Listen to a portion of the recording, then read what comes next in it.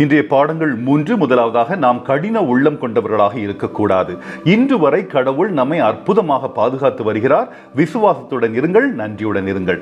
நாம் செய்ய விரும்பும் பெரிய ஒரு காரியத்தை பற்றி நாம் நினைக்கும் பொழுது, ஏன் அது நமது மகன் அல்லது மகளின் திருமணத்தை ஏற்பாடு செய்வதாக கூட இருக்கட்டும், சில சமயங்களில் நாம் சோர்வடைந்து போகிறோம். ஏனென்றால் இவ்வளவு பெரிய நிகழ்வை ஏற்பாடு செய்ய தேவையான அனைத்து நிதி மற்றும் வளங்களும் நம்மிடம் இல்லாமல் இருக்கலாம்.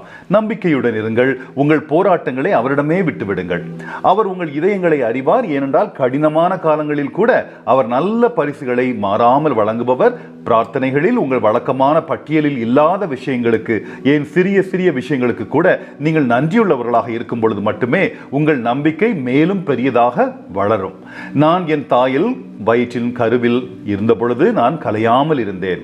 எனக்கு நல்ல ஒரு கல்வி வாய்ப்பு கிடைத்தது. எனக்கு நடக்க முடிகிறது, சுவாசிக்க முடிகிறது, உணவு உண்ண முடிகிறது, நீரை குடிக்க முடிகிறது, சிரிக்க முடிகிறது. சிறந்த பெற்றோர் இருந்தார்கள், வாழ்க்கை துணைவர்கள் இருக்கிறார்கள், குழந்தைகள், நண்பர்கள் போன்றவர்கள் எனக்கு இருக்கிறார்கள் என்று நன்றியுடன் வாழ கற்றுக்கொள்வோம். இரண்டாவதாக, தீய சக்தியை அடையாளம் கண்டு அவற்றிலிருந்து விலகி நிற்க வேண்டும்.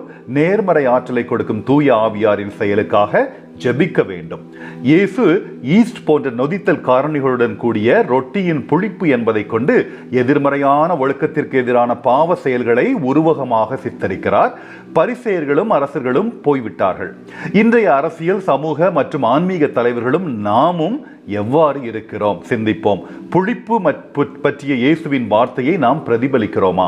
கபடம், ஒழுக்கக்கேடு, பெருமை மற்றும் தப்பெண்ணம் ஆகியவற்றின் புளிப்பு நமது வாழ்க்கையில் இன்று ஊடுருவியுள்ளது. ஓரளவு மது அருந்துகிறோம், புகைப்பிடிக்கிறோம், ஓரளவுதான். சில போதைப் பொருட்களின் பயன்பாடும் ஓரளவுதான்.